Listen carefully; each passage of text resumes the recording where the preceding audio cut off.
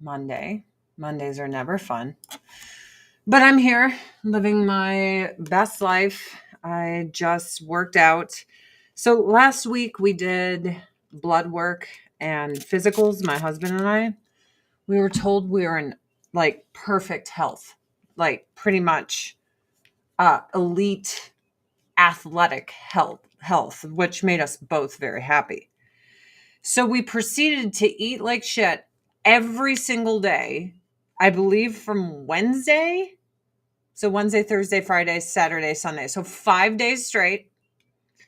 Eating cookies, eating pie, eating pastas, eating pizzas. Like it was out of control. My hair looks nice. Oh, it's so sweaty. I literally I have 9,293 steps at 8:19 in the morning. So I walked at 4 miles an hour at an incline of 10, and it gets to you. So my hair is like super wet.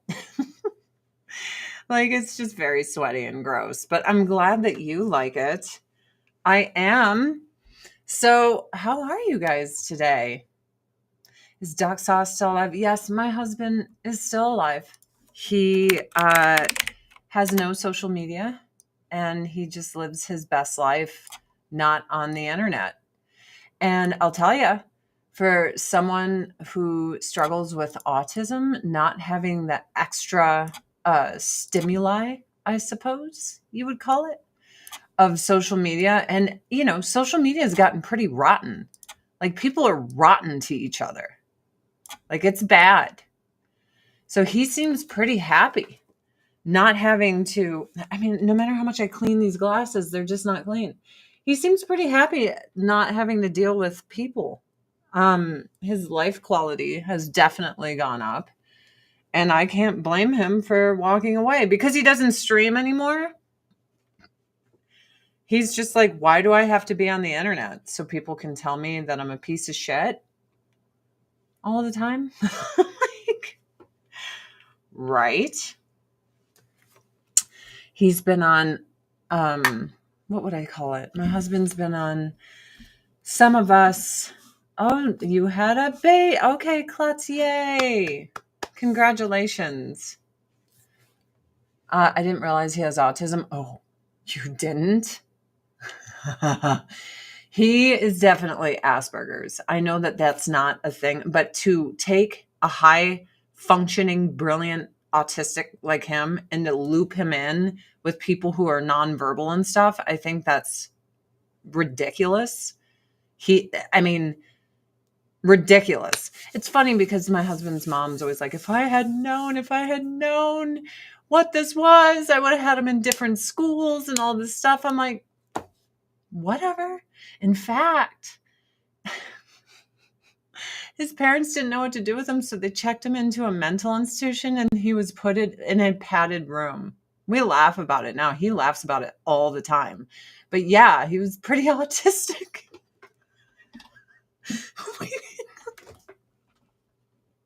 He's out of control. What do we do? Put him in a mental institution in a padded room. It's really funny because he's just like, it made me stronger. He's like, I just learned, these people are expecting these emotions and feelings from me. So he learned to like mimic them to get out of there. Gave him life skills. I don't mean to laugh about it. It's probably bad, but he laughs about it. We laugh about it with each other, right? We laugh about it with each other, it's a nice thing. Oh, I do like that. That's nice. I'm just living my best life. That's what I'm doing. I hope you guys are. Good morning. Hello. Yeah, we were watching the movie Signs yesterday, and they're like, may contain tobacco depictions. And we've been noticing this. Like, this movie was from a different time, and it's probably offensive. Like, who Who raised these people that you need trigger warnings? Dr. Phil says it best. You need to be triggered so you can deal with your triggers. Oh, my husband was nothing but behavior issues, because when they don't know you're autistic and they treat you like any other kid, you're going to fucking rage against the machine. You know what I mean? Kind of makes sense, because the underlying way the brain works is the same for high and low functioning autistics. The intense deep focus, the sensory sensitivities. Yeah, but my husband can fool anyone. No one will know he's autistic. I know he's drained. His life force is gone. I know that we need to get out of the situation so he can put himself in a sensory chamber in silence for the next 4 hours because he just peopled. You know what I mean? But no one else would ever pick up that my husband was autistic, ever, ever. I didn't. I left him 2 times because I was like, something's wrong with you, dude. And then when, kind of opens up and just says Dr. Phil. Dr. Phil's amazing. You can talk all the shit you want. Of all the people I've met in Hollywood, that is one of the most solid, awesome dudes. I mean, they're literally all pieces of shit there. All of them. That's something you learn from a child age. No, my husband learned to mask his autism by going to acting school and how to act like people want you to. That is truly what happened. But yeah, Dr. Phil's probably one of the nicest, coolest dudes. And what else is pretty funny about that? What is this? I got bit. I knew it. I knew I got bit. I can see it. We were huckleberrying yesterday. I'm going to itch it. We were huckleberrying yesterday. And it was the one day I forgot to spray bug guard on me. It was the one day. I've got bites, like they bit through my clothes. No, my husband didn't do it automatically. Like, I trust my husband telling me what his life was. And when my husband says that his life was full of everyone thinking something was so wrong with him, his parents put him in a fucking mental institution in a padded room. He was not doing a good job masking it, right? Like, do you equate that with doing a good job masking that there's something? They're like, something's wrong with this boy. Padded room. That wasn't a good job. But then he went to acting school and he was like, oh, what a tool to learn. So he became obsessed with learning all these tools. And then now we'll go out and everyone thinks he's the most charming guy in the world. And he likes people. But I can see that click right when there's nothing left to him, when he has to go. We can't socialize anymore. We're done. You know what I'm saying? And this happens even with his family. Like, we could be at a big family event with him. And it's funny because my husband's family, they know he's spectrum, right? They know it. And I guess I'm on the wrong chat. I see no comments. Well, I saw your comments. They know he's on the spectrum, but it's so funny because they want to be like, except with his family, right? So when we got married, they wanted to have a huge party to celebrate our wedding. And the reason we eloped is my husband didn't want a wedding because of the overstimulation. He's like, I can't do it. He was the best man at his brother's wedding. And he was just like, I can't even deal. Hello, Missy Prime. Yeah, I know it's been a long time since I streamed on Twitch, but I figured I'd just put this in there,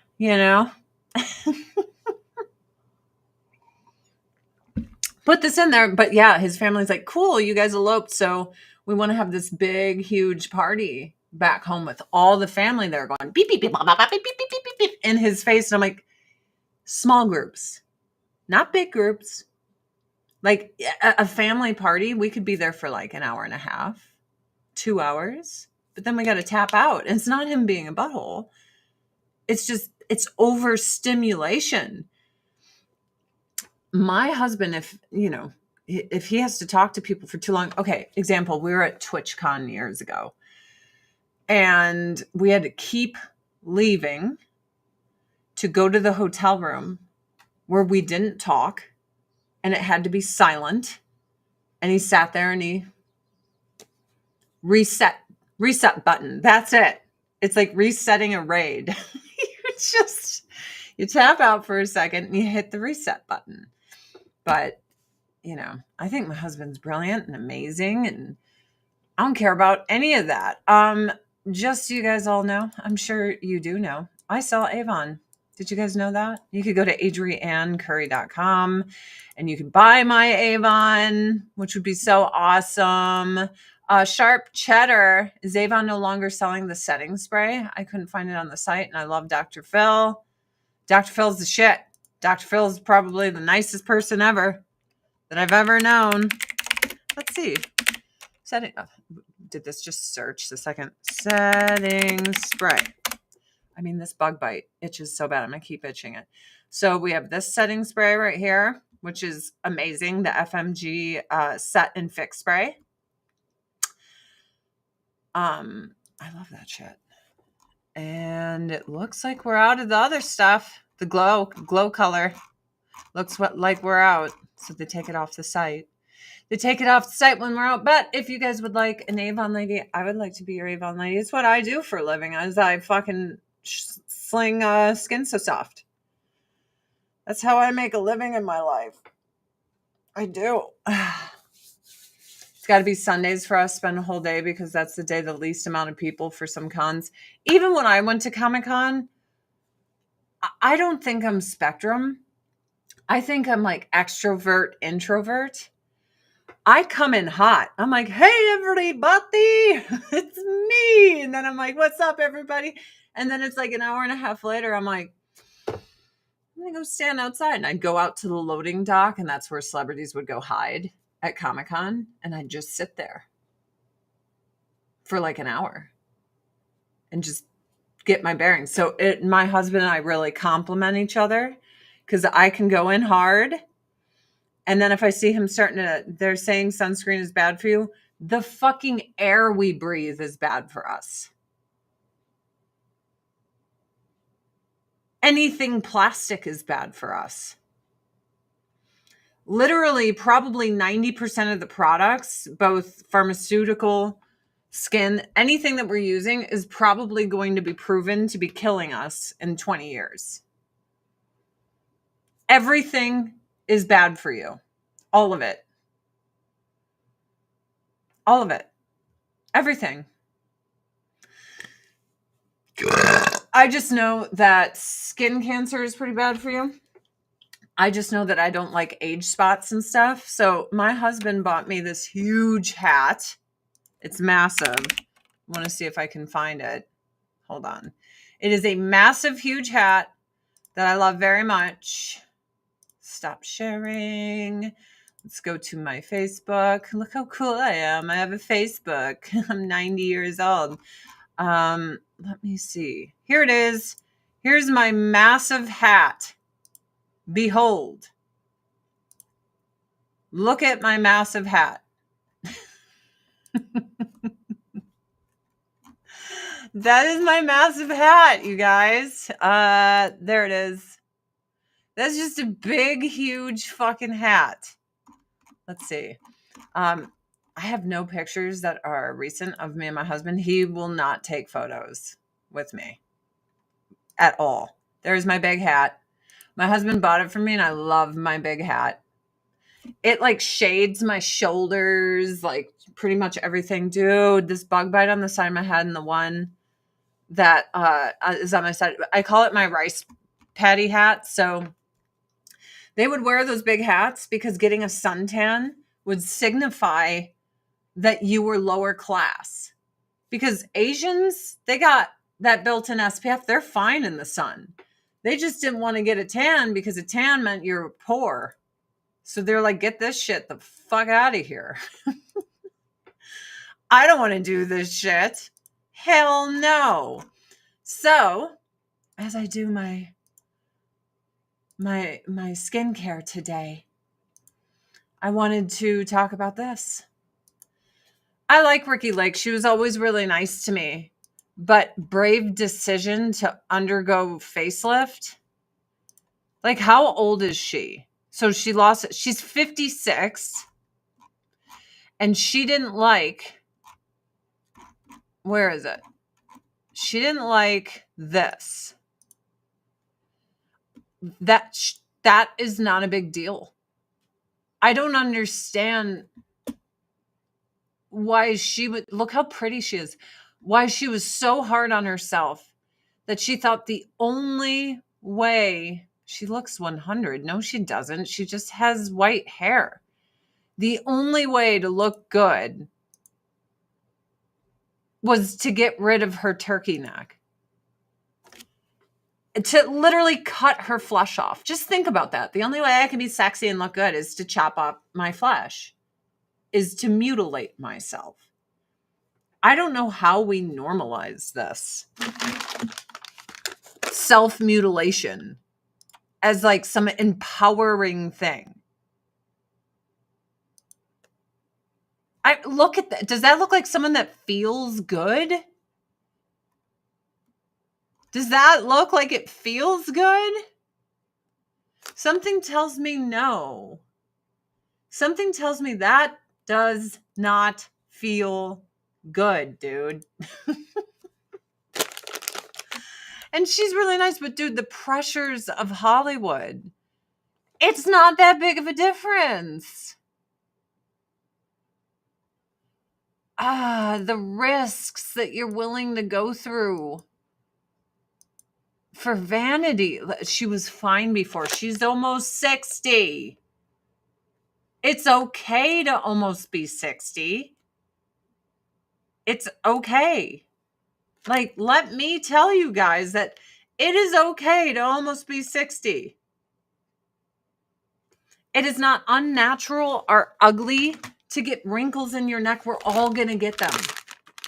What's unnatural and ugly is how much society has normalized rice water bright, cleansing wipes, how much we've normalized self-mutilation as empowerment or self-care. I mean, when you really step back from it and it's like, I am opting to chop up my body for looks, for vanity. It's just a sad thing that they've done to the public. That's a lot of brainwashing. That's years of suggestive programming and normalizing this kind of behavior. Like, imagine aliens coming down. Oh my God, we chop ourselves up to have sexy boobs so that guys can get boners. Yeah.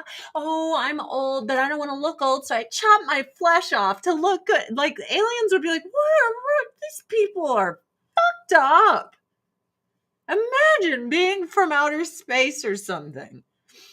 And then my favorite thing is Christians who do it. Jesus, I know you thought I was perfect, but I thought you did terrible work, Christ. Awful work. I mean, God here, my plastic surgeon here. So what I did was I corrected what you did, God, because what you did was so bad that, I had to alter it. Like, trust me, I've definitely fallen to my knees begging God for forgiveness that I used to have those ugly, stupid breast implants. So stupid. Dumbest thing I've ever done. For real. Stupidest thing I've ever done. I don't blame women that do this because they're so brainwashed and conditioned. I just want to stop doing this.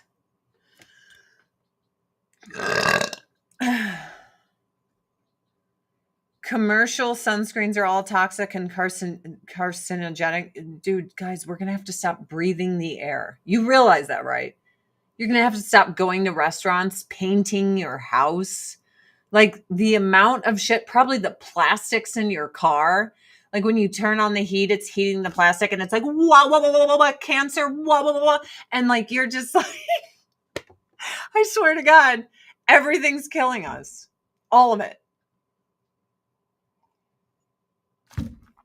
Everything. All of it. You know, I have a sunscreen umbrella and I walk around like a pretty Asian princess. Dude, learn from the Asians. I walk around like a pretty Asian princess. It's awesome. Do I recommend new Avon products, moisturizers with SPF? Everyone's shitting on them right now. No, I skipped yesterday. I didn't stream yesterday. I guess here, if you want to kill yourself, you could use some SPF 25 in your new ultimate. Where's my sun milk? Where is my sun milk? Hello?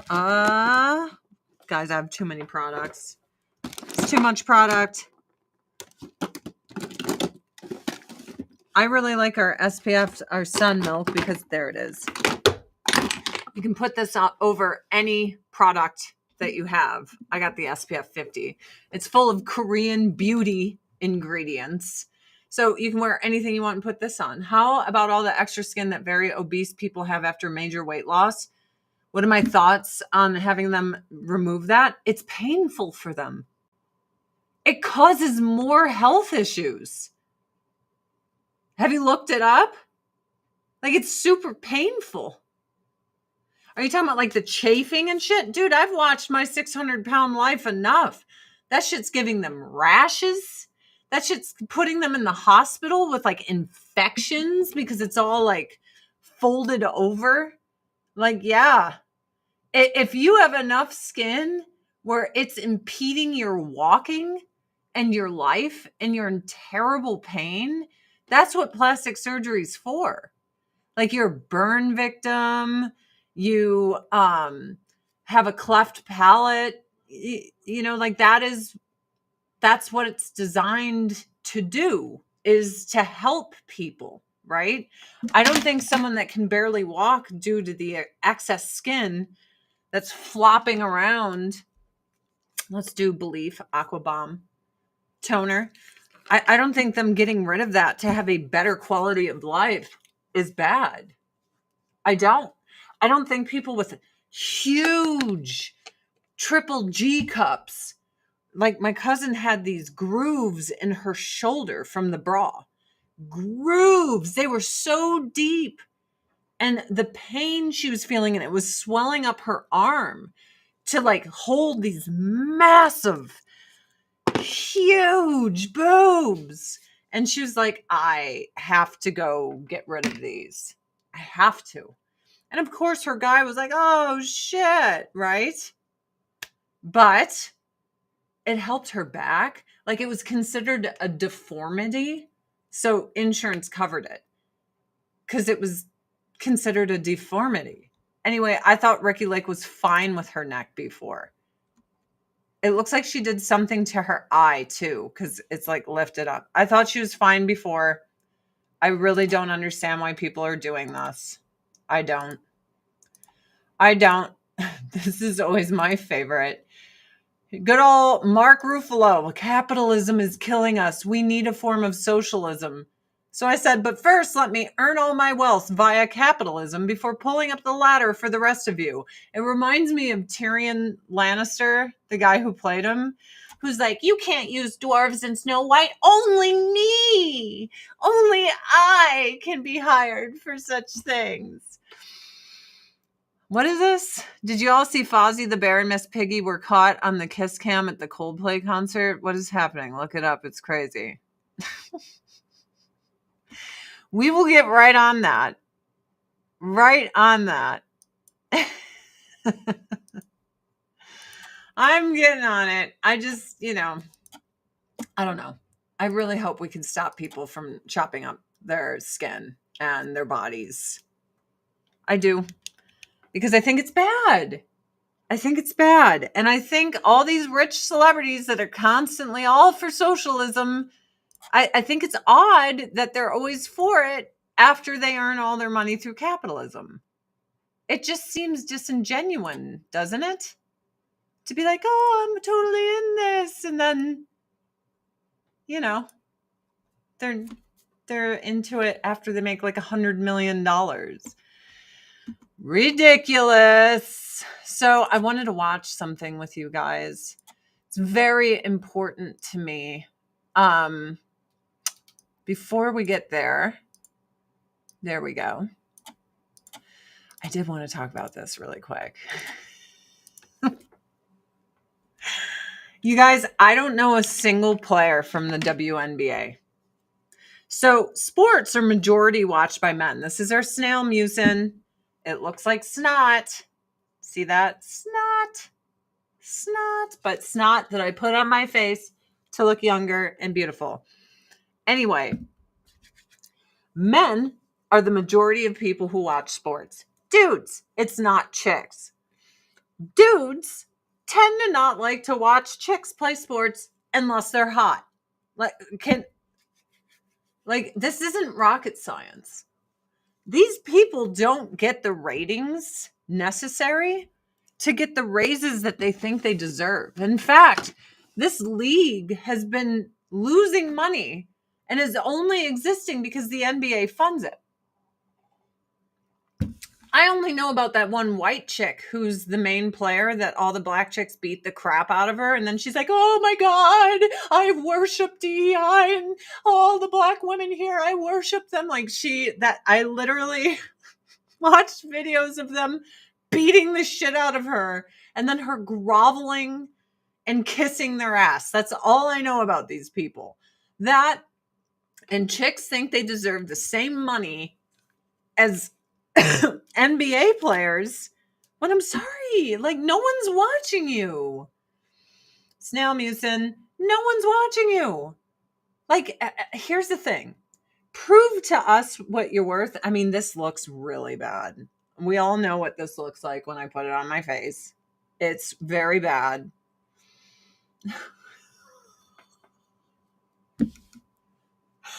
Every time I put it on, all I can think is I look like an OnlyFans girl.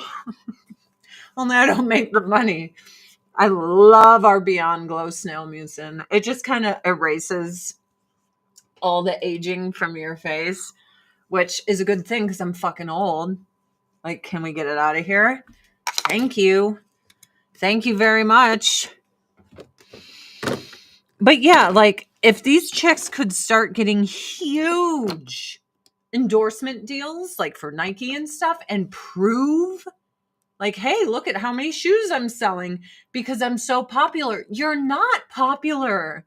Dude, that's like going on a TV show and you're just this background person and you're like, I want to make as much as the stars of the show. Or this is our Beyond Glow retinol and caffeine niacinamide eye cream. Or you're on a TV show that gets no ratings, but you're like, I want to get paid as much as everyone in the height of Friends. Bruh. I don't know if they just have no self-awareness or if they hype themselves up hardcore. Yeah. Yeah, it looks like snail jizz. That's exactly what it looks like. Ew, sweet honey, gross. Yuck, but that is true. But yeah, those chicks are crazy. They're crazy. So I tweeted this morning and I wanted to share it. Dude, look how great my skin looks. Just get out of here with that. I wanted to share this because it's important to me. I said, if a movie or TV show turns into insufferable girl boss, insufferable race preaching, or insufferable progressive talking points like saying unhoused instead of homeless, I just turn it off. Even if it's 5 minutes in, my husband and I will be like, oh, hey, let's watch this. And they're like, the racisms, the sexisms. And we're like, turn it off. Turn it off. Or some girl boss. And she's always a cunt and unlikable.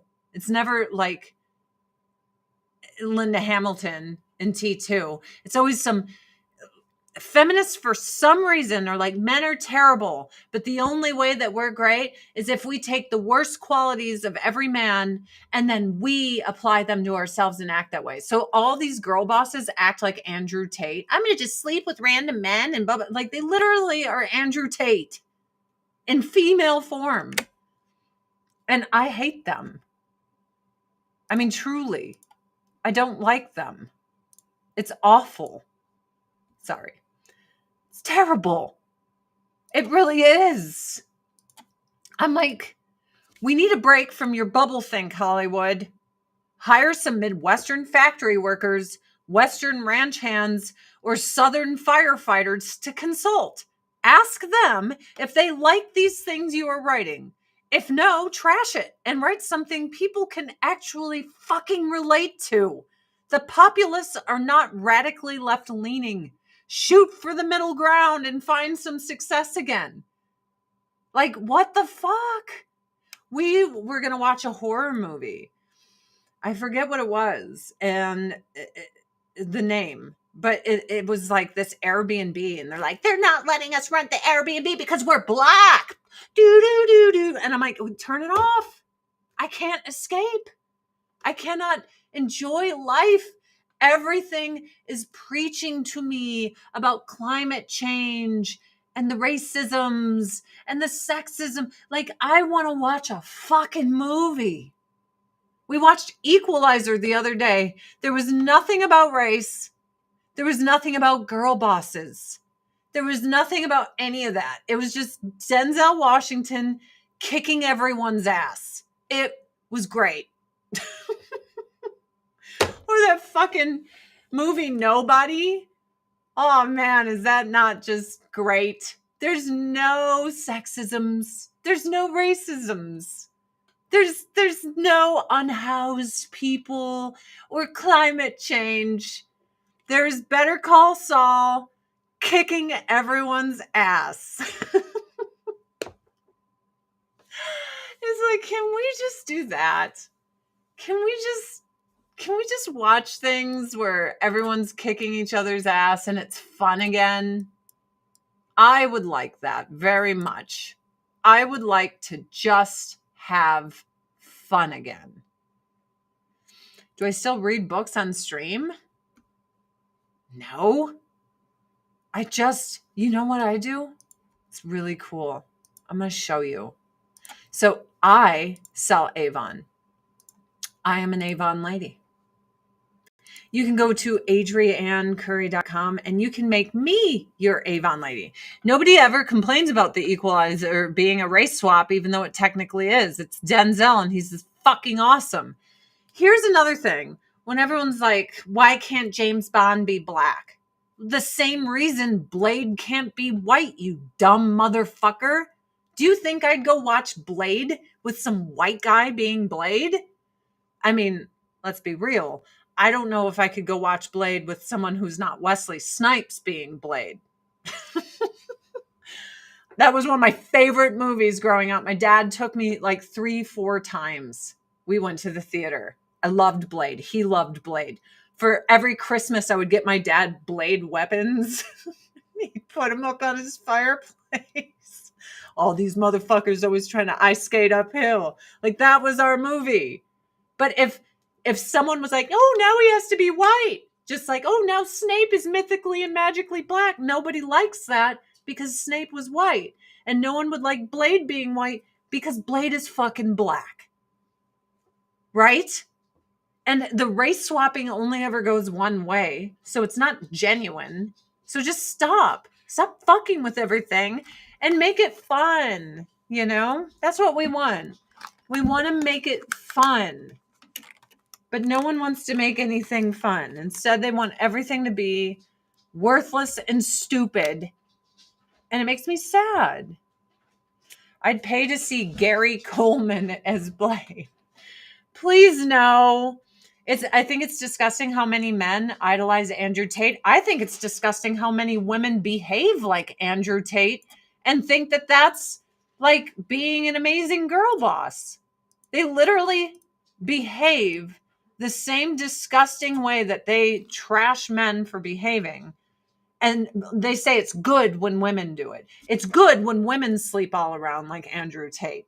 It's good when women treat men the way Andrew Tate treats women. Oh, then it's very good. I'm telling you, this whole like girl boss movement, they're disgusting. They are female Andrew Tates. I was listening, what's her name? Charlize Theron.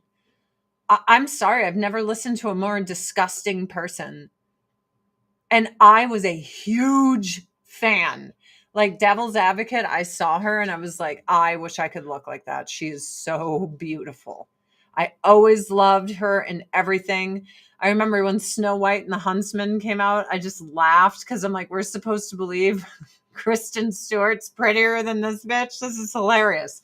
But I watched that movie simply because Charlize Theron was in it. And then Charlene's like, I just fuck like little boys. They're like 22 and I'm like 50. And I just hook up. I don't even know them. I just take them home and I bang them because I'm a female Andrew Tate. And the whole time, all she did was drop the F-bomb.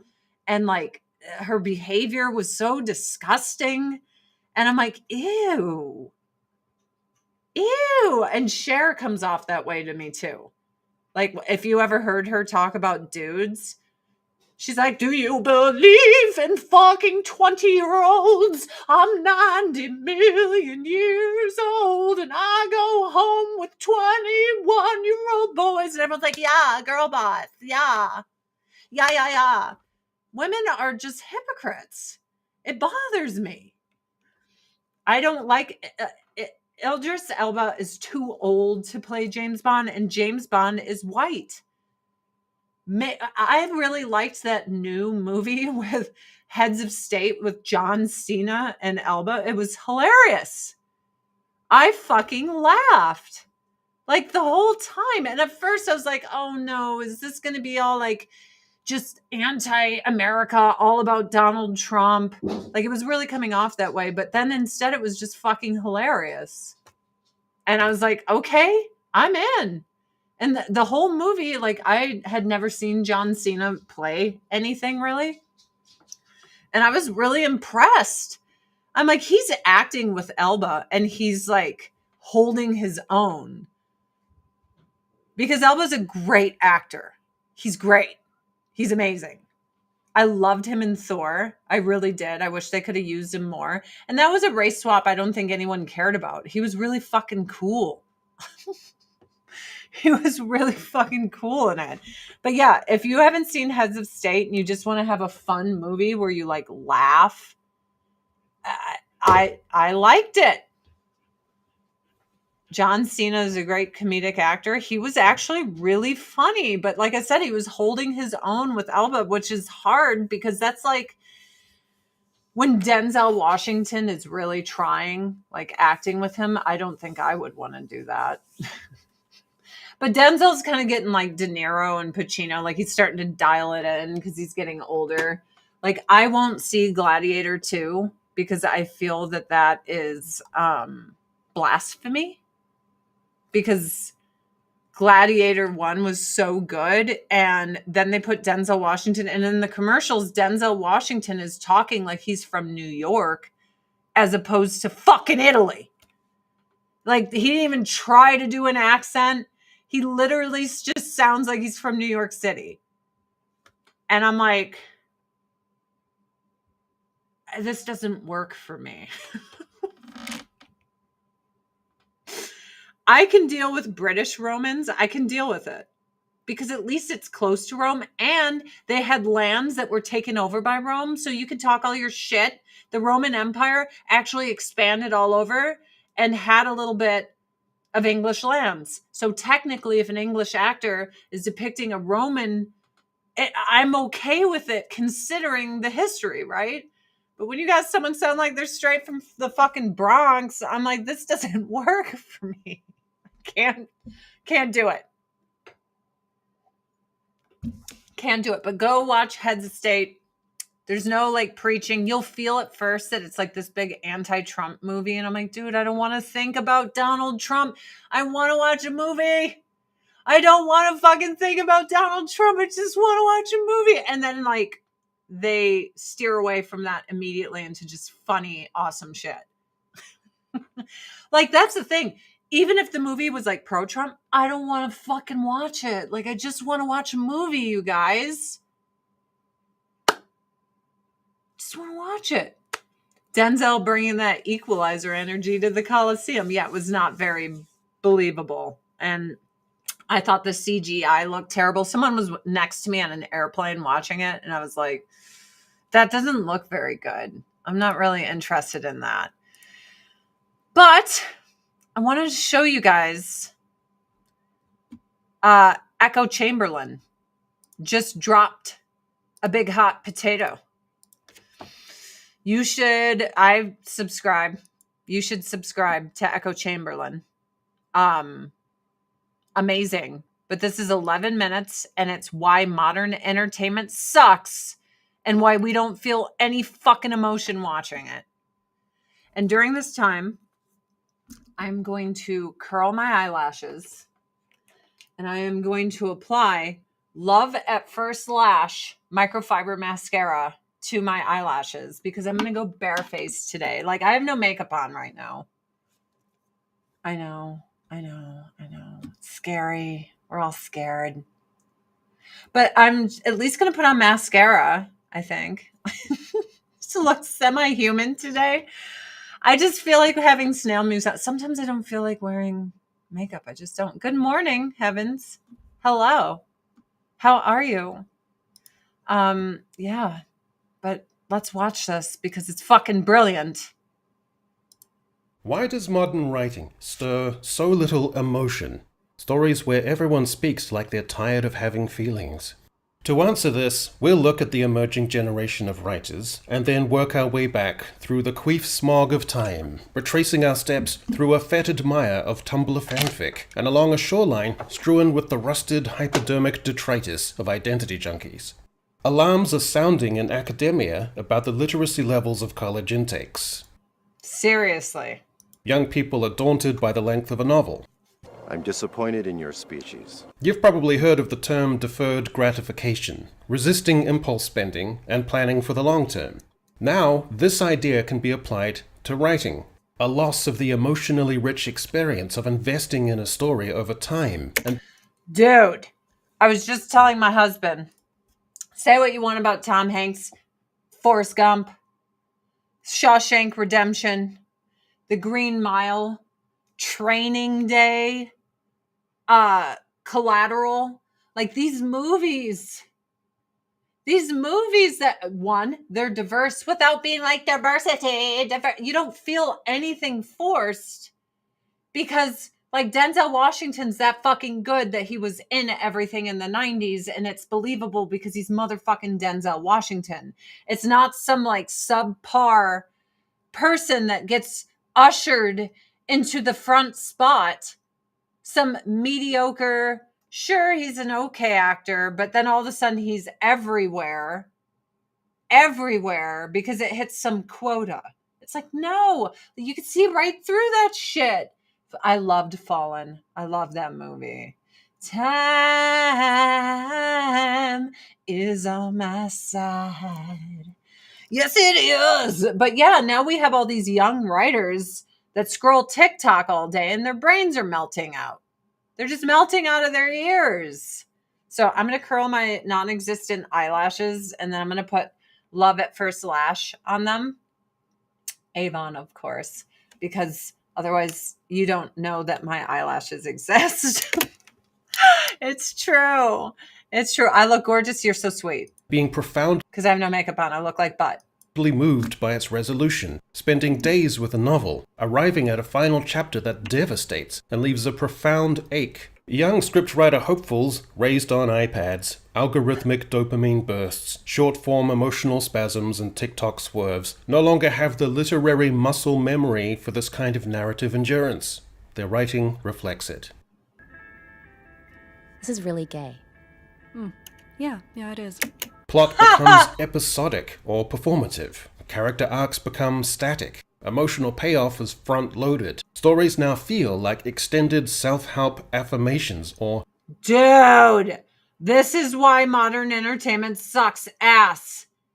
He is so eloquent with his explanation of this. Mood boards brought to life with CGI. Storytelling has lost its stamina. Morality is relativized. Identity is pre-vindicated. But stories are meant to be crucibles, journeys of change, and real change takes time. Now, instead of character arcs and development, they just usher everyone in as a girl boss who's insufferable, who doesn't learn anything, who's just overpowered, no character arc, no development, nothing. Like, my favorite is Tony Stark in the first Iron Man. He goes from cocky, kind of dickhole to losing everything and being a prisoner in a cave and having to show his worth without a dime to save his life. I'm going to hurt my lashes. I don't have any. This is the only way you'll even notice they exist. Consequence, struggle, it cannot be pre-installed. So, dear Hollywood writer, your worlds are morally ambient, emotionally flat, narratively meandering, because that's the condition you've absorbed and now export. Your scripts resist resolution, clear and sure moral outcomes. Part of this impulse is that you find such clear-cut moral resolutions to be hokey, unsatisfactory, and even at some truly deep and dark level, conservative. You apprehend contemporary society as one of entrenched disruption, culture war adversarial tensions, the moral pillars of the past as illusionary, and that modern life, and really the scope of your life, to be incorrigibly messy. That degraded morality is the prevailing state of things, and tying up narratives with nice bows of order and virtue are kind of naive and... Dude, basically everything that made our greatest movies great, like Saving Private Ryan, these new modern writers are against all of it. They have no idea how to write a story because they've lived no life. There's nothing interesting about them. Instead of allowing people to work through their triggers and to become stronger people, instead we keep them perpetually triggered by warning them of things so that they don't have to perfect who they are and aspire to grow and become a better person. So we have all these people who are just stuck in this undeveloped point in their lives. And then they're trying to tell us stories when they haven't lived a life, where they haven't suffered or gained or anything. Like they're being handed shit. They're being passed through school without even trying, really.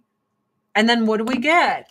We get these terrible, awful, poopy stories that none of us can relate to because we've lived life. We've had trial and error. We have suffered. We have gone through it, inadequate for the cultural moment. Though in reality, the truth is much... Don't judge me. I use scissors to separate my eyelashes. You should not use scissors to separate your eyelashes, as it is stupid. But I am proudly stupid. Plainer and smaller. Your life is an unmoored, scattershot, second-guessing, neurotic twisting in the wind. So why not reflect that in the fundamentals of storytelling, with floundering, centerless, irony-heavy stories that lean into, or really wallow, in the state of your life as you experience it? How did you get here, Hollywood writer? Well, let's spend a minute tracing your development. Part 1. The flaky psycho nightmare of Tumblr. The Tumblr fanfic era wasn't just a sideshow. Young writers forged massive online followings by writing serialized fiction within the scaffolding of existing IP. It wasn't just the fanfiction that mattered, it was the culture around it. It was hyper-personal, identity-centric, often erotic, often therapeutic, and almost always emotionally incontinent. Character logic and plot consistency bent around the writer's emotional needs or ideological preoccupations. Tumblr taught a generation to write in a vacuum-sealed emotional frame. Stories were consumed not for catharsis, but for vibes. 50 Shades of Grey was Twilight fanfiction with the serial numbers filed off. So I just watched Twilight the other day with my husband. And it's arguably one of the worst fucking movies I've ever seen in my life. Ever. Ever. The story, all of it, it was so fucking bad. We kept pausing it, and I'd look at my husband and I was like, how? How was this a hit? How did this find the success that it did when it's this fucking bad? This is worse than like the bullshit you see on the CW. Like way worse. It was so bad. Check out my eyelash. See this? None over here. Eyelashes there. That's how great this fucking mascara is. I have the worst eyelashes that ever was. Ever. No one has eyelashes worse than your girl. No. Stay up and watch Twilight because it's so fucking bad. And it was funny because I'm like, maybe I should watch the rest of it to make fun of it. And then I was just like, you know what? I don't think I can watch it. I don't think I can actually sit there and watch the rest of those movies, even to make fun of them. I don't know if I could do it. No, not it was meant for juveniles. Okay. So was The Last Unicorn, and it kicks ass. The Secret of Nim kicks ass. The Never-Ending Story, it kicks ass. Labyrinth, it kicks ass. Okay? There's a lot of shit made for younger people that absolutely fucking rocks. And it's not Twilight. That shit is stupid. You liked Superman? I've heard so many mixed reviews. I will watch it when it is released. It's not worth me going all the way to a theater out here because they're so far away. They're just so far away. The theaters, like if it was something really cool, like Maverick, Top Gun Maverick, I would have went to see that in the theater. Definitely. 100%. And we did it for Endgame. I went and watched that in the theater. But like it's got I cannot get these clean, you motherfuckers. All I need is a little cornbread, motherfucker. Sorry. Everything's a movie reference for me. Internet's fanfic culture didn't stay in its sandbox. It trained many of the very voices who would go on to shape modern TV writing rooms, YA publishing, and screenwriting fellowships. They graduated from Tumblr to Netflix. Part 2. When story serves identity, not the other way around. Thank you. All these stories that I watch, I feel like the story is an afterthought, but the first thing that Legend is awesome. The first thing they do is they focus on skin color, sexuality. I'm like, dude, these people are so empty in their brains. Like they're such losers. I was an angsty teen girl. I didn't watch anything that fucking lame. That shit was lame. Traditionally, identity was one lens among many, a way to inform character, nuance, and conflict. But in modern writing, story is often retrofitted around identity. Identity politics is used as a cudgel or gimmick, dodging dramatic engagement in favor of snarky fourth wall winks, smug self-awareness, and strawman villains. Dude. Modern movies are being written by upper class snobby kids whose entire lives are sitting online talking about their sexuality and stuff. Nobody fucking cares. Like, I feel like the people writing this shit, like the self-importance oozes. A writer used to write all these characters and maybe one had little tiny bits of themselves in it. Little tiny bits, but they weren't so narcissistic that I have to feel seen and like, fuck you. I loved Blade. Do you think I felt seen with the two leads being black? It wasn't about that. Blade kicked ass. In entertainment, originality is the best form of empowerment. Original vision is irresistible to viewers who become paying consumers, who become your marketers through word of mouth, who don't see or care about identity on the screen because they're caught up in the spectacle and rooting for the hero.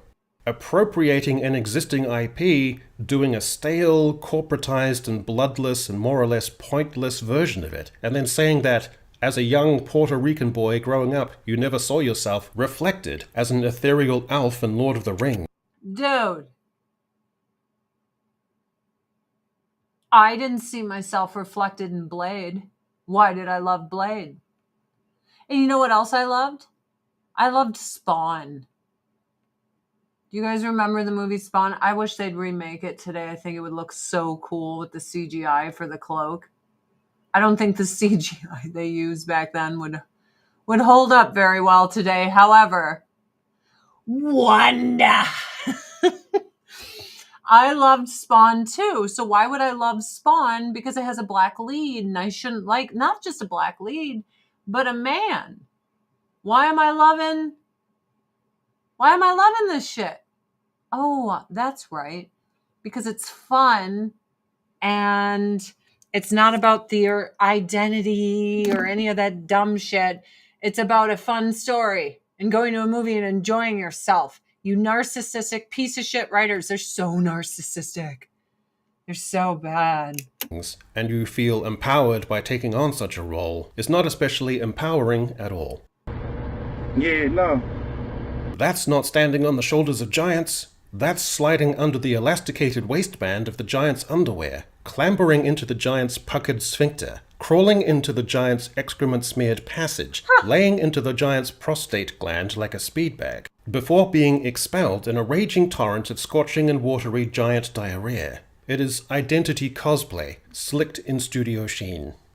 Increasingly, we're seeing identity elevated from character dimension to structural foundation, with plot, world-building, and thematic substance hollowed out in service to what amounts to representational pageantry. In Dragon Age the Veilguard, the fantasy quest world feels like little more than a delivery mechanism for Tasha's gender exploration. So, I'm non-binary.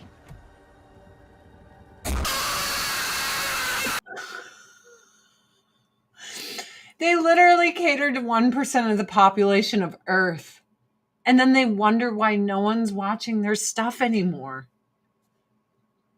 I don't understand it. Then they come out with movies like Top Gun Maverick that has none of that shit, and everyone races to go see it. In Dustborn, the plot drifts inertly, while the crew's identitarian makeup becomes the experiential core. The Last of Us Season 2 devotes entire episodes to the romantic tribulations of its lesbian leads, while the existential horror of killer fungus zombies recedes into irrelevance. I'm gonna be a dad. I'm so glad I didn't watch that.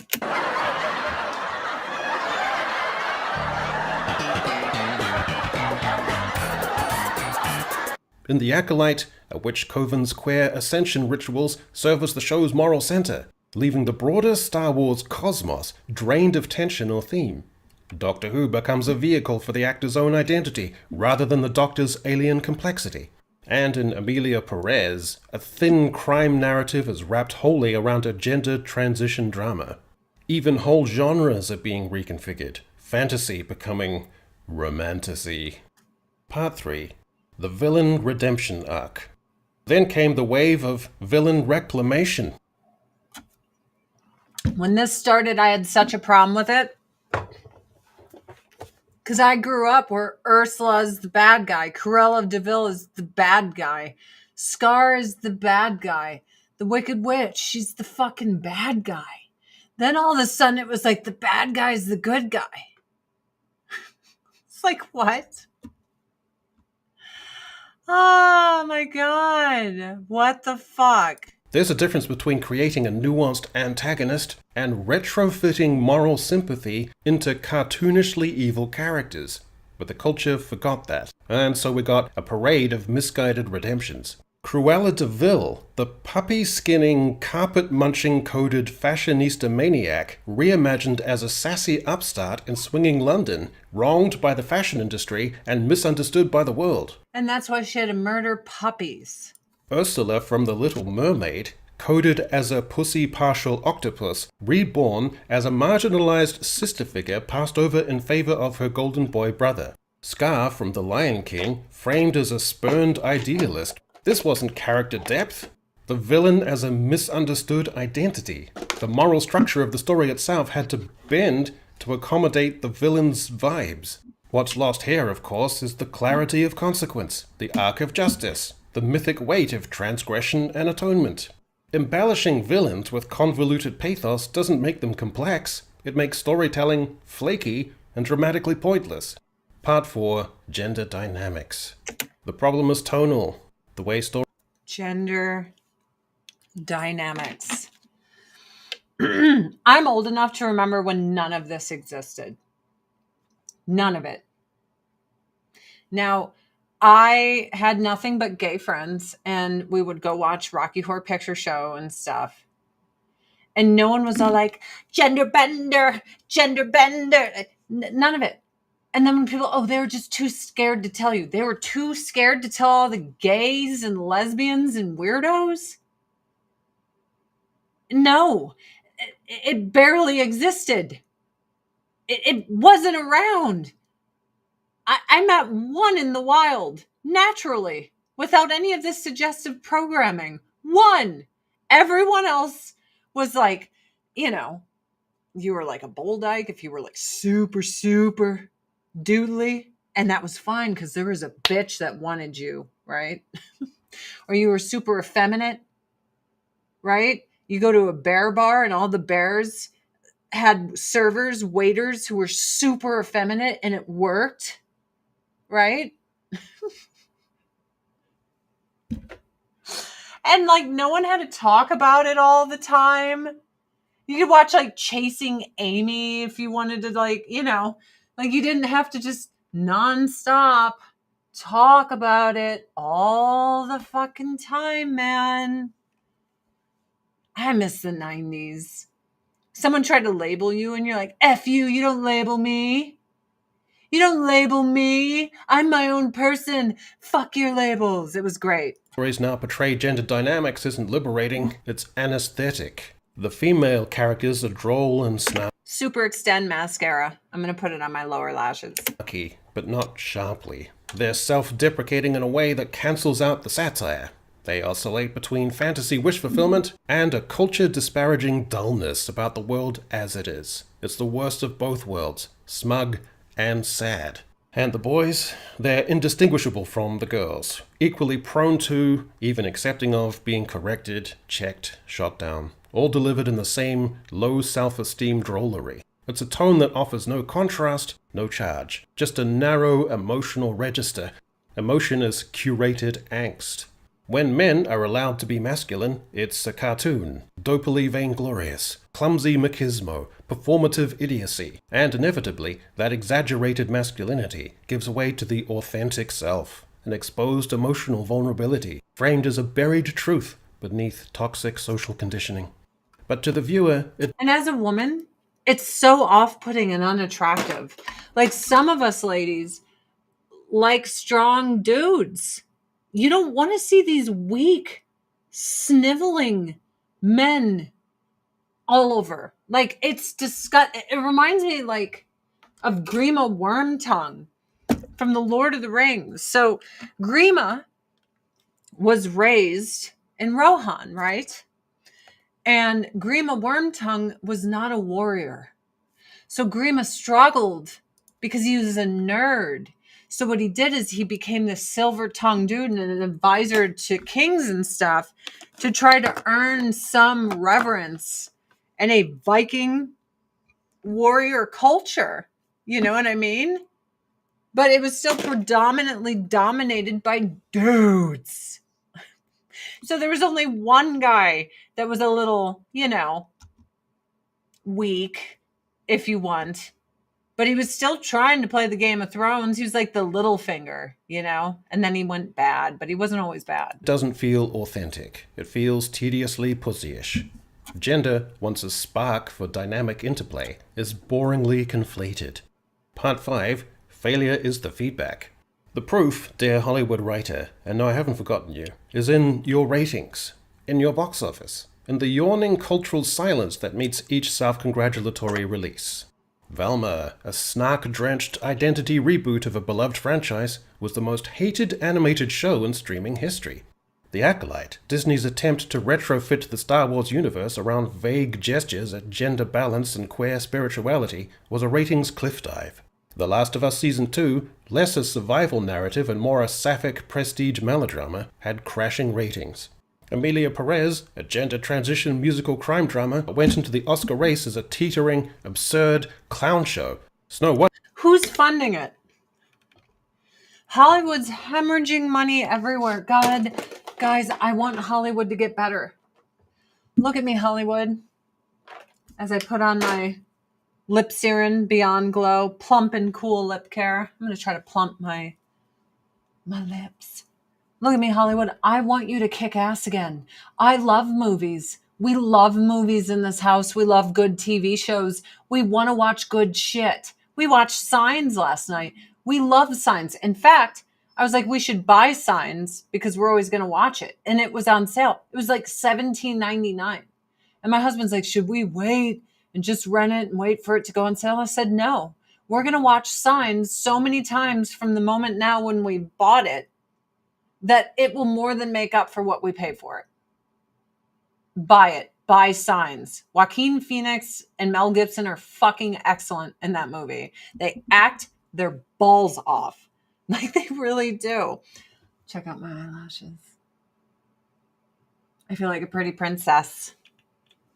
USAID, is it China? I don't know who's paying, but they're hemorrhaging. Gran Torino, great movie. Guess what? All the actors in it were like, it's racist, it's bad. Clint Eastwood's bad. It's like no one would know who you are, kid, if he didn't hire you to be in that fucking movie. It's about redemption. It's about a guy who goes to war against your people, so he doesn't like them. And he has this terrible misconception about them.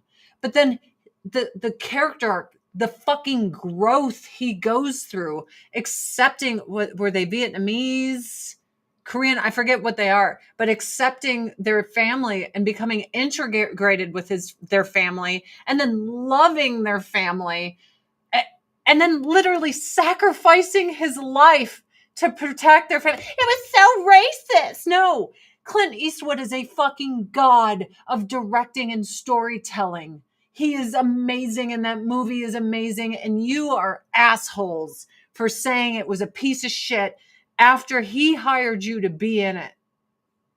Buttholes. It's such a great movie, except for the end when Clint Eastwood sings. We laughed so hard every single time. It was a brand-damaging, money-losing embarrassment for Disney, a clusterfuck of reshoots, postponements, and soft rebranding that was a mockery of the original. Dragon Age: The Veilguard became a polemic on gender identity wrapped in fantasy drag. You're right, the original Matrix. Trinity was a badass motherfucker, but she still needed Neo, and Neo was still all man, and she was still all lady, even though she was badass. It's okay for traditional gender dynamics, considering it is the fucking majority of planet Earth. The majority of planet Earth are just regular gender dynamics. But Hollywood's like, no, we must cater to the 5% of the population. Dude, having a movie here and there that does, sure. But doing it to all of it, you're losing everyone. You're losing so much money. No one can identify with what you guys are pushing out. It sucks. Dustborn, Concord were financial and ratings calamities. Part 6. The Consequenceless Century. And so we arrive in a... This plumping lip stuff is tingling. I think it's working. Culture where a generation raised on dopamine loops, We turned on the last Matrix movie and it was so fucking bad. We turned it off. I think it was after like 5 or 10 minutes. That's how bad it was. We just turned it off and we never watched it. Ever. We never went back to it. And online affirmation that doesn't know how to read properly anymore tries to write myth, where identity replaces transformation, where resolution feels suspicious. We've replaced structure with sentiment, and in doing so, I'm going to do our vitamin C illuminating priming moisturizer because it's awesome and it makes your skin all ooey and dewy and glowy. So today I basically just have snail mucin Beyond Glow on my face and Love It for Slash mascara on. And that's it. And I'm totally fine with it because I just felt like looking super natural today. And you'll always see these bitches. They're like, oh my God, I have a natural look. They've sat in their makeup chair for like 30 years doing all this stuff. It's not a natural look. They're so full of shit. Like going natural is you slap some, mascara on to enhance just what little you have. And you just rock your skin out and moisturize and live the life. So that's what I'm doing today. I'm just living the life. an emerging generation of screenwriters have lost the patience to be changed by a story. By the way, just before I go, you can now find me over on Substack, where in We're going to listen to all of this because he deserves it, because I watched his stuff. You guys need to go sub to his YouTube. Go to his Substack, do it all. addition to my spluttering ramblings on popular culture, you can also find a plethora of articles on politics, Plethora is one of my favorite words. society, and the wider world. But don't worry, my signature tone of disagreeable, curmudgeonly cynicism, with occasional bright spots of misguided optimism, perhaps because I was born foolish, abides there as well. If you think you'd like to sign up for a free subscription, it would really help out a lot. The link is That's right, Janet. in the description. There it is.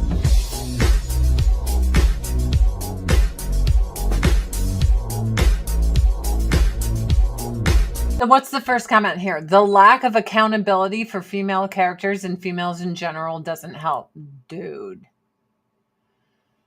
Hollywood used to be so great, you guys. It was so great. Even the bad movies from before are almost good today in comparison. And, it sucks, but it is what it is. I'm an Avon lady, guys. I sell Avon. You can go to adriennecurry.com. Oops, here we go. There it is. adriennecurry.com if you want to shop with me. I'd love it if you did. How do you guys like my little natural look today? I'm going to get right into this fucking camera. You're going to be so deep in my face. It's good, right? I have no eyelashes without Love It for Slash mascara. I have none. They just don't exist. They're so thin and wispy. My husband has eyelashes like this. I'm like, get the fuck away from me, dude. It's like, what? What's going on? Me and my girl only watch older movies now, ones we haven't seen. If you haven't seen Rear Window with Jimmy Stewart, you should watch it. We love Rear Window. And there's a movie, it's called Marty. Marty is awesome. It's about an old bachelor and he's trying to find a bitch. Here it is. It's an old bachelor. He's trying to find a bitch and he finds one, but she's old. You'll see. You'll see. You gotta watch Marty. Marty is the shit. Marty is the shit. 87%. It deserves more than that. You guys will love Marty if you haven't watched it. Yeah, I decided to stream on Twitch too. Hi, Surly and Beer. I don't expect to ever grow on Twitch. I don't. Did you guys know I had to stop playing World of Warcraft because when I play, I get horrible shooting pains right here. It's from grabbing the mouse and the tension I feel while playing. Like I get all fucking tense. If I play too much, I get fucked up where I'm like in tears. And I'm like, have I injured myself playing World of Warcraft? Is that what I've done? Is that what's going on? Though I hear World of Warcraft's coming out with a like a power run through through the Legion, like a cool fast track run through of Legion. Legion's one of my favorite expansions. Me and my husband, like, it's called the Mouse Shoulder. It's so fucking bad. It's so bad. I have chills. It's so bad I can't function. I can't even sit in this chair. I can't sit at my desk. I've been getting it since I was like 28 years old. So bad. So bad. So I run my little online Avon store, as you can see, adriancurry.com if you want to shop with me. And every time I sit at my desk, I'm like, I could play video games or I can work and try to make money. And I almost always go with work and make money. I think I finally grew up. Guys, I'm 42. I'm 42. I'll be 43 in August. Lord help me. What do I do? 43 years old. Do you know my account is one of the oldest on Twitch? Just, click it. Account created December 2nd, 2010. I was on Justin TV. I was. Not like Marty at all, but haha. Clifford with Martin Short. I don't think I've seen Clifford. Yeah. Haven't seen it. Mine's 2015. No, I'm fucking old school. I'm like super old. I'm an old lady who likes video games. So yeah, it's old for me. I remember being 18 years old and seeing people in their 40s. I'm like, God, they're so like decrepit. They're just so old. Look how decrepit and old they are. That's why when my friends are like, we're not old, I'm like, go ask your kid.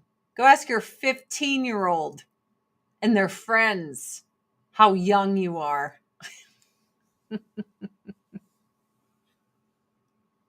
Go ask them. Go ask them, because my guess is they're going to be like, you are so fucking old. Like, we all talk about how old you are and lame. Diana,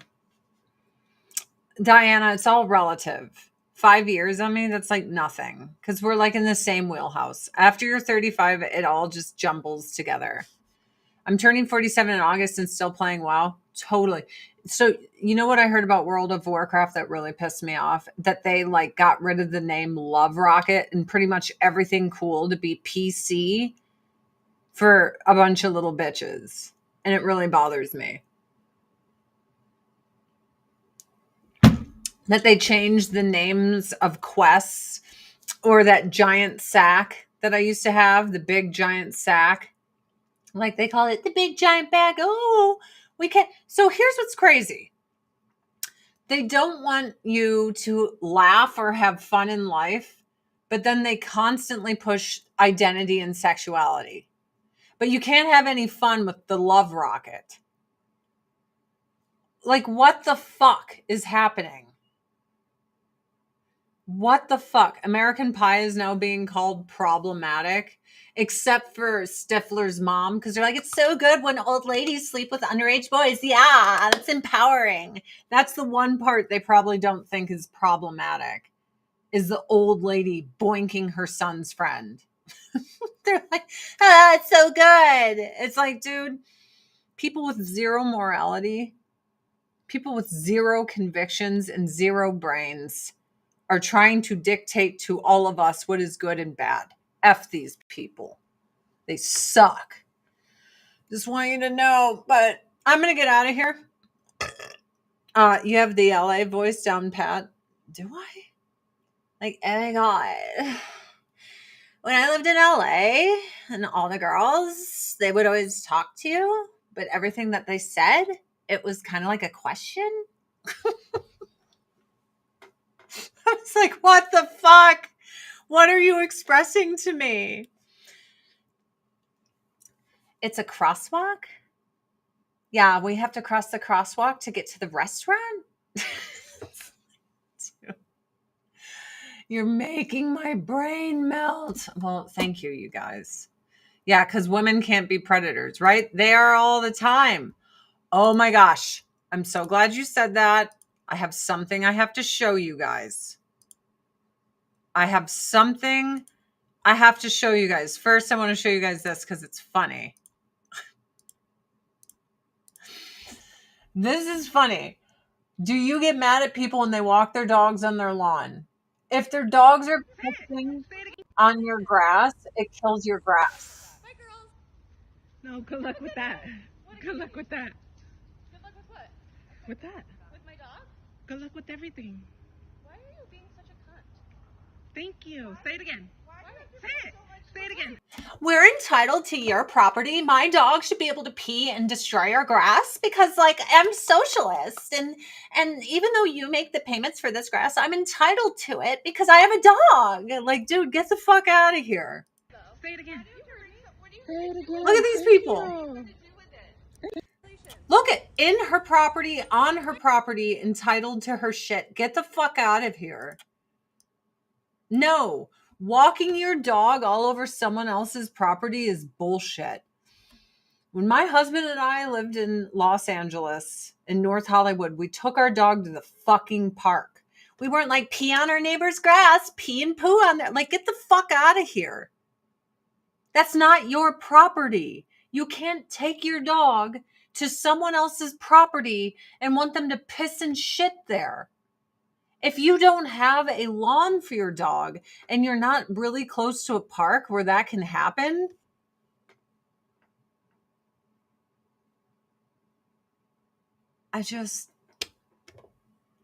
now on the other side of the sidewalk towards the street, that's considered the street. But here's the problem. The people in the house are still taking care of that. You need to go to a park that's meant for you to take your dog to piss and shit. That's how I feel about it. I'm sorry. It's just how I feel about it.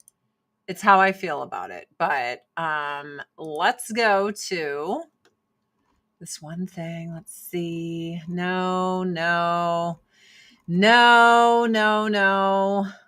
Not signs, not that. Okay.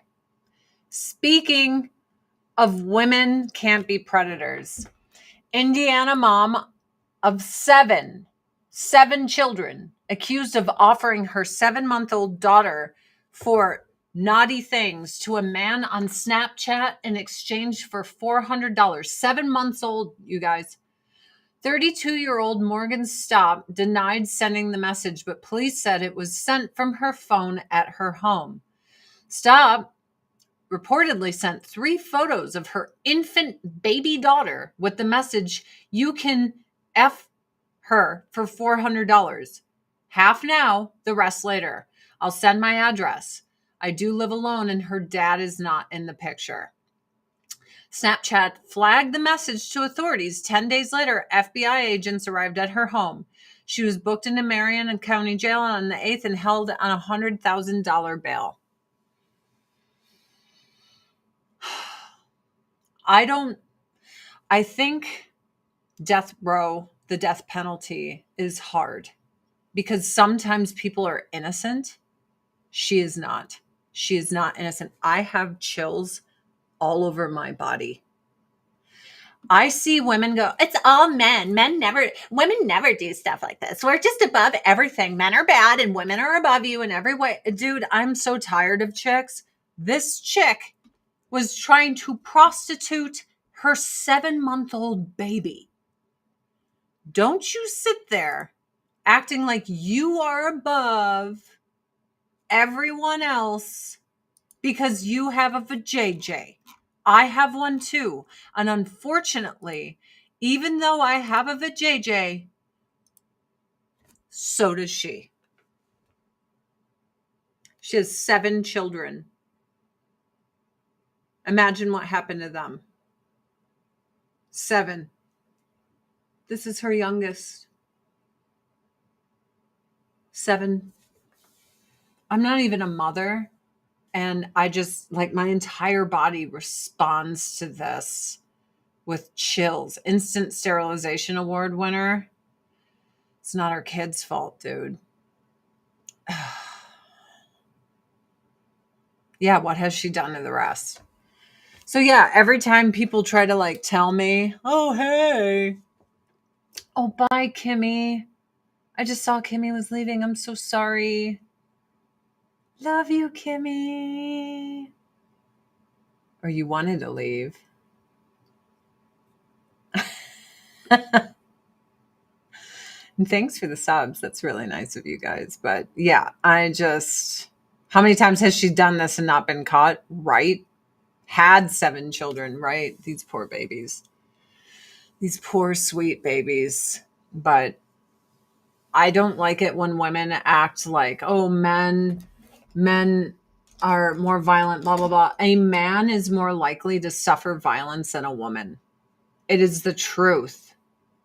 It is the truth. Men are attacked by other men far more than men attack women, and everyone just likes to gloss over that one. Also, as a woman who believes in my Second Amendment, who carries every single day, I'm not afraid anymore. The only women that have to live in fear are the ones that choose to. The one they're like, I'm against the Second Amendment. Why would I want to be protected? I want to live in fear. Like, that's why you're scared. I'm not. You are. I'm fine. If there's some creeper dude, I'm armed. I'm fine. I'm fine.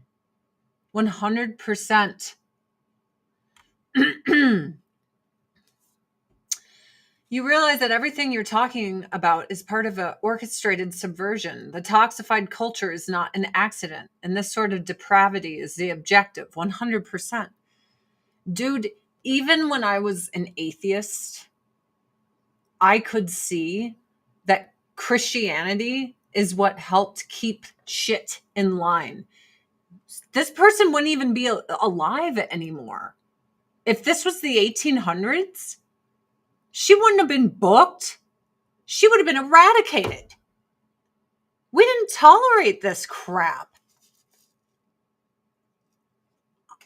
I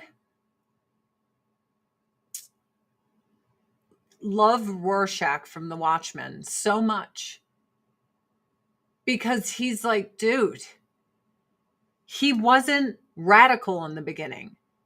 He would arrest them and the cops would put them right back out on the streets and justice was almost never served. And then Rorschach was like, that's it. And his mind broke. And he was like, we eradicate evil. That's what we do. You're evil. You're getting out of here. And everyone's like, well, no, Rorschach's the bad guy.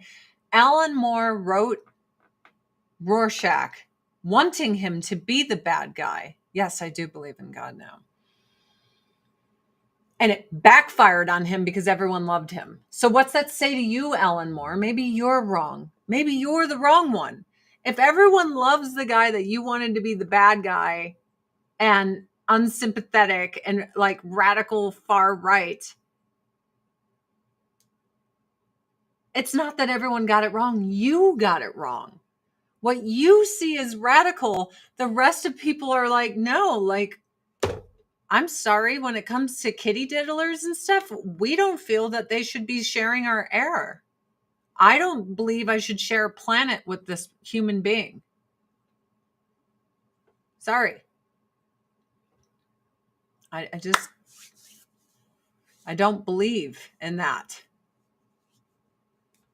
You know what I mean? But let's get this bitch off my screen because she's disgusting and she gives me chills all over my body. Guys, I'm an Avon lady. I sell Avon. If you would like me to be your Avon lady, you just go to adriancurry.com and you can shop with me. I hope you have a fantastic Monday. I have no problem with that woman we were just talking about literally disappearing off the face of the earth. I'm sorry. I'm sorry, I don't. And Russ, yes. Yes. But I mean, I love Rorschach. Dude, I got bit up. Buy Bug Guard for me. You want mosquitoes and ticks and all that off of you? You do as I say, not as I do. It rained. So we went huckleberrying and it was wet. And I instant regret. I could hear them and I'm like, oh no. Oh no. And my husband's like, hey, I hear Mary Kay has something really good for bugs. I'm like, fuck you, dude. I totally forgot. Son of a bitch. But if you want to keep some ticks and black flies and mosquitoes off of you, DEET free, our Skin So Soft Bug Guard. This is, I know, you fucked with me. So, hi, come here. Come here, good friend. Show them what a good friend you are. Come here. Come here. Yeah. Say, you guys need to buy Avon from my mom. It's true. She knows. You might not know, but she knows. AdrianCurry.com. I will be back on Wednesday. Tomorrow I will be doing TikTok. Yep, I signed up on TikTok and it's working for me, man. Tim Pool always says everyone on TikTok's fake. No, they're not, because they're shopping in my Avon store. It's been a lifesaver. Because 2 years ago when the economy started tanking and inflation hit real hard, even though they're like, the economy is better than ever, my sales went down 70%. It wasn't just me. It was pretty much everyone else. They were like, holy crap. And all my customers were like, we just don't have money. I was like, dude, I hear you, but I love you guys. And I hope you have a fantastic Monday. You will